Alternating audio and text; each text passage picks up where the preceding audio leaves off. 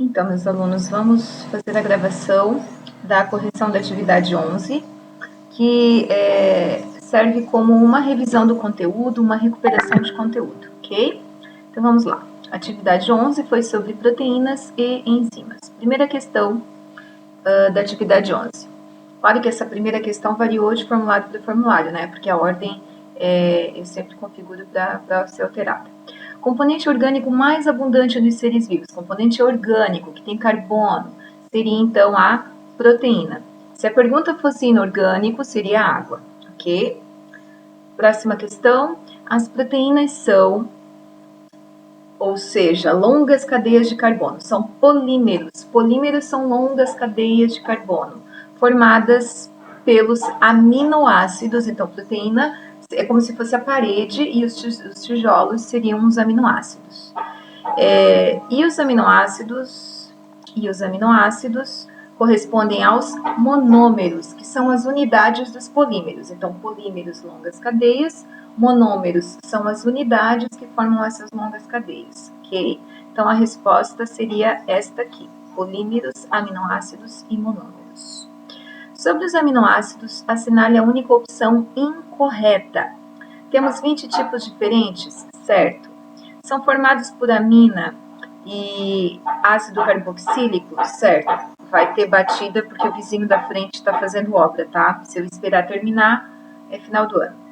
Está certa essa. O que ingerimos através dos alimentos são chamados de essenciais ou artificiais? Correto. A união entre dois aminoácidos é chamado de hidrogenação? Não, hidrogenação é acrescentar hidrogênio numa substância, então essa é a errada. A união entre dois aminoácidos é chamada de ligação peptídica, ok? Então seria essa a resposta. Próxima. Atletas devem ter uma alimentação rica em proteínas e carboidratos. Assim, devem consumir preferencialmente os seguintes tipos de alimentos, respectivamente. Então, seria primeiro proteínas e depois carboidratos. É a primeira opção, tá? Carnes, que seriam fontes de proteína, e massas, que é fonte de carboidrato, certo? Próxima. Por hidrólise, ou seja, quebra, tendo água como meio de quebra, uma proteína se decompõe em elevado número de aminoácidos. Cada aminoácido possui caracteristicamente, palavra estranha, né? Ficou ali. O que vai possuir? Então, se eu quebrar uma proteína e for analisar os aminoácidos daquela proteína, o que vai estar nesses aminoácidos? Vai estar isso aqui, ó, uma carboxila e um agrupamento amina, que é NH2. Seria esta primeira opção aqui. Assinale a única opção que não corresponde a um aminoácido. Então, você tem fenilalanina, triptofano, glicina, ribose, não. Seria essa a resposta aqui, tá? Ribose é um tipo de açúcar lá do RNA, lá do material genético. Histidina é aminoácido. Assinale a opção que contenha uma função das proteínas em nosso organismo. Transporte de gases? Sim, lá dentro das hemácias, por exemplo, tem a hemoglobina, que é proteína com ferro, que transporta o oxigênio. Defesa do corpo contra micro-organismos? Sim, o anticorpo é proteico e nos defende de invasores. Síntese de hormônios como insulina? Sim, a insulina é um hormônio proteico que regula a quantidade de glicose no sangue. Reserva energética é função da proteína? Sim, proteína também é fonte de energia. Então, todas as citadas acima, seria esta aqui. Próxima, assinale a opção correta sobre o sistema imunológico. Anticorpos são açúcares de defesa? Não, são proteínas de defesa, então está errada essa. Antígenos são proteínas existentes em nossas células? Não é existente. Antígeno é uma proteína estranha que pode entrar através de um vírus que invade seu corpo, uma bactéria, um fungo, um protozoário, então não está existente. A vacina é um tipo de imunização ativa? Sim, é essa aqui, tá? A vacina é feita do micro-organismo atenuado, enfraquecido ou morto, ou uma partícula desse invasor, que então estimula o nosso corpo a produzir anticorpos.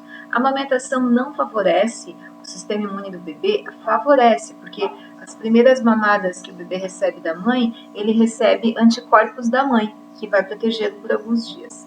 O soro antiofídico, que é aquele que se toma contra o veneno da cobra estimula o nosso corpo a produzir sintetizar anticorpos? Não. O soro antiofídico não é como a vacina. O soro, ele é feito com anticorpos tirados lá do cavalo. Então, a gente recebe esses anticorpos do cavalo para nos proteger naqueles primeiros dias ali contra o veneno da cobra. Depois, os anticorpos desaparecem do nosso corpo, tá? Então, não estimula o nosso corpo a produzir anticorpos. Penúltima, acho, né? Penúltima.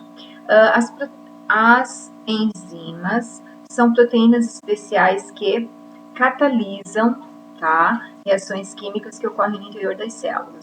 Quando o organismo é aquecido demasiadamente, elas são desnaturadas. Seria essa opção aqui, tá? Então, enzima é proteína, e como toda proteína, a quantidade de calor ali, de temperatura, altera o arranjo molecular, a estrutura dessa proteína, tá? E quando modifica essa estrutura molecular, ocorre então a desnaturação, que é essa modificação. Próxima, o gráfico abaixo representa a atividade enzimática de uma determinada reação em função da temperatura. Assinale a resposta verdadeira. Então, veja bem, aqui você tem a rapidez da reação e aqui você tem a temperatura. A temperatura em 10 graus, à medida que você vai subindo, ó, vai aumentando a velocidade da reação, tá vendo? Até chegar no ponto ótimo, no ponto limite, que é ali em torno de 40 graus. Depois daí para cima, né, quer dizer, à medida que você aumenta 40 graus, 45, 50 graus, a ação enzimática cai, tá? Então, vamos ver. As enzimas não sofrem interferência da temperatura? Sofrem, a gente está vendo ali no gráfico, está errado. O aumento da temperatura reduz imediatamente a ação da enzima, essa aqui está quase certa, por causa do imediatamente, tá? Existe uma temperatura ideal para as enzimas de cada espécie? Essa existe. No nosso caso, é 36,5, 37.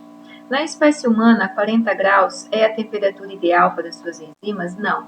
Na espécie humana, 40 graus, que é o que acontece, por exemplo, já numa febre muito alta, as nossas enzimas, as nossas proteínas, elas são afetadas negativamente. Por isso que a febre é um indicativo de uma infecção, de uma invasão, e ela, se permanecer muito alta por muito tempo, ela pode afetar proteínas importantes do nosso corpo, do nosso cérebro, né, das células do cérebro. Então, seria a resposta correta essa, tá? Alteração de pH, que é acidez, e de substrato, que é onde a enzima atua, não altera a velocidade? Alteram a velocidade. Então, seria essa. Ok, queridos? Então, lembrem, proteínas são formadas por aminoácidos, temos 20 tipos diferentes de aminoácidos, as enzimas são proteínas que aceleram o metabolismo, aceleram a reação química, e praticamente todas as enzimas são proteínas, e como toda proteína, a alteração de temperatura, pH e substrato alteram essa proteína, alteram essa enzima, ok? Era isso então. Vamos encerrar aqui, parando a gravação.